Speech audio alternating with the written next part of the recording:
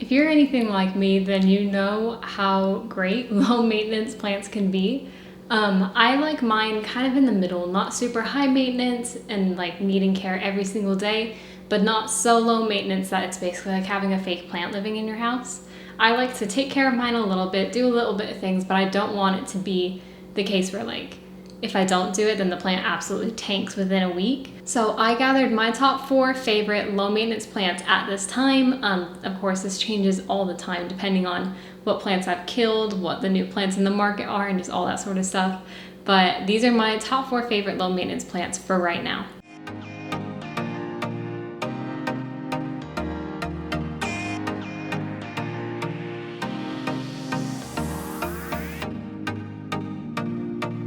Coming in at number 1 is definitely the Ficus Elastica, and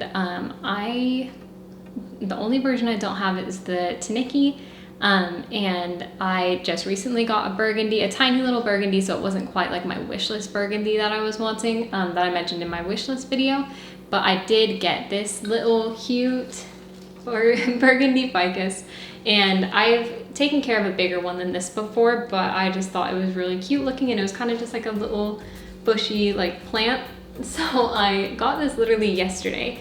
But I love this version, and then I also love my ruby back here, and they're some of my favorite low maintenance plants, and it's kind of just like, yeah, I don't really do anything to them, to be honest. I literally just dust them and water them, and they put out beautiful new leaves all the time, so it's definitely up there with my favorite plants of all time, but also just low maintenance plants in general. These plants are also super tolerant of low light conditions, so it just makes it so they're not fussy wherever you put them. Of course, you don't want to be moving them around all the time because that is just not good for any plant, but they can withstand a lot of just circumstances that people, or not people, but plants usually wouldn't put up with, and that they usually just wouldn't take it on. They'd probably, you know, start dropping leaves and start showing signs that they're just not happy. These plants don't do that. They're so hardy, and they just kind of grow wherever you plant them. So they're really, really nice to have in your collection.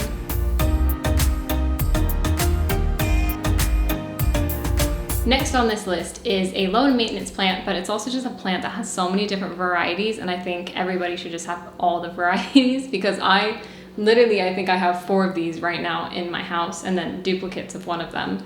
But it is the heartleaf philodendron. This one's trailing a bit, and this one's probably my second smallest out of all of them. My smallest is probably my neon philodendron that I put in a trellis recently, but this is such a hardy plant. I haven't done anything to this plant, and when I first got him, I literally thought he was gonna die within the week just because his leaves look so bad, and it just didn't seem like he was a well-established plant, but now he's trailing out of his pot, and he's doing so incredibly well. He just, yeah, and as you can see, I have this Brazil right here next to me, and then I have a silver stripe right here behind me. So I have 4 varieties right now, and I absolutely love every single one of them. Oh, I actually have a Micans as well, so I have 5 varieties now, but they are, I think, some of my top favorite plants, second only to my string of hearts. But I love just like the versatility of this plant and just everything you can do with it. Like if you want a trailing plant, you can make it a trailing plant. If you want it to hang in a basket, you can hang it, and you can wrap it around whatever and make it vine. And then if you want it to climb, you just put a trellis in there, and it can do all sorts of things. So you can have that tree look, you can have that vining look, you can even make it like bushier by like wrapping it around a big thick pole. It just can look like so many different things, and it survives literally any sort of conditions you put them in. All 5 of my varieties of heartleaf philodendron are in different light conditions, different size pots, different potting mediums, and just different conditions completely, and they're all doing so incredibly well. So it's just really nice to have something that is so rewarding to like see grow actively. Like there's always new growth on these plants, and it just grows so quickly as well. So it's a very nice plant to have, and one of the probably top plants that I would suggest to anybody wanting to expand their collection. I know people that have been collecting for a while already have all these, so it's just like old news. But if you are just starting out, these are the plants to get for sure.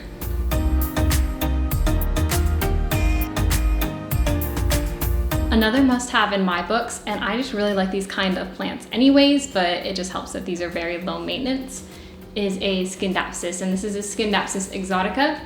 And it is one of my first like proper plants that I got, I guess. It started in a little 4-inch container with just a couple leaves, and it puts out the biggest, like lushest foliage I've ever seen. Like it's so big compared to just like any pothos or anything like that that you would get like from a starter plant. So considering it's not even a year old, that is quite impressive in my opinion, because I haven't done anything to it other than repot it into a bigger pot because it was root bound, and it is just putting out bigger and bigger leaves. And it's just, yeah, they're so great. And these ones especially, like since it's got that bluish gray tint on the leaves, you don't really see a lot of the dust accumulate like you would on the like Ficus Elasticas and that sort of thing. So that makes it really nice too, even though you should, you know, be dusting your plants, you won't see it. So it won't be like much of an eyesore if you don't get around to it, as opposed to like, you know, any plants with big leaves that are just plain green or anything like that. Like I have a Burl Marx that has really big leaves and you can see all the dust on it just basically right after you clean it. So even if the leaves are clean, you can still see all that dust on there. But this plant, you will not be seeing that. So it's so low maintenance and just like it's just not fussy really. I have to take cuttings of it soon to just kind of see how that would behave and see if it still holds up to being like very low maintenance and not problematic for me.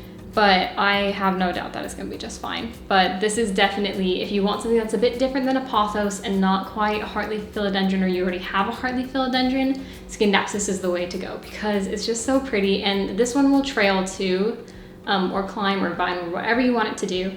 But it just takes a bit longer because the leaves are bigger and the stems are thicker and all that sort of stuff. So it kind of like grows up before it grows out. So mine is just starting to kind of get there to where it's trailing, but right now it's still just growing up. So yeah, it's just, once again, a very good plant to have.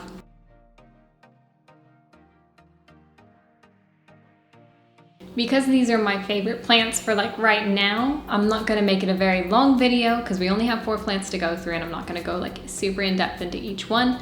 But my last one on this list is one that I've just barely tried out in the last like 3 months or so. And I wasn't sure if I would like it or not and if it would hold up to being like very, you know, hardy and all that. But it is my Oxalis triangularis, and this is one that I heard people talk about a lot, but I didn't get my hands on until recently. Like where I live here, it's usually a outdoor plant. They plant it in the shade and it kind of makes a little bush.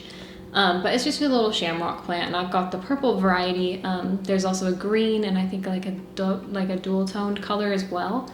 But this is surprisingly hardy. I was expecting it to be very like finicky, delicate, all that sort of stuff. And when I had it before, it was a big, like massive plant, massive for, you know, its size and its pot. I only recently cut it back to kind of just encourage it to grow bushier, because it, like once it grows out a bit, the stems get really long.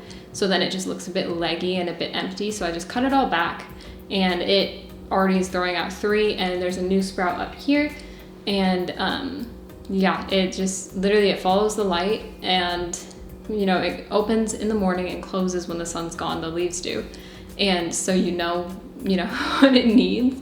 And when it needs water, it will, like the stems will kind of droop over and won't perk up at all. And sometimes when it gets really to the point of it needing water, it won't open back its leaves. Like the leaves won't open back up in the morning after they've closed for the night. So it will tell you when it needs water, and it won't even like die before telling you, basically. So that's very, very nice. And I must say I was very pleasantly surprised about these. The only thing I've found with them in terms of like, you know, conditions they don't like is they don't like being in direct sun, because that will burn their leaves, because their leaves are quite soft. But it was surprisingly hardy, and it literally has become one of my favorite plants, to be honest. I didn't think I would like it, but I ended up really, really enjoying this plant. So those are my current 4 favorite low maintenance houseplants. Again, like I said, this list changes all the time. And these aren't like, oh, my only top 4 favorites, or I will never have any other favorites at all, or anything like that. Like, this is going to be changing probably week to week, but these are just my current favorite low maintenance houseplants. If you enjoyed this video, please give it a like and comment your favorite like low maintenance or just favorite houseplants in general down below. I love reading through this, and I love hearing your guys' thoughts, and thanks for watching, guys. I'll see you later.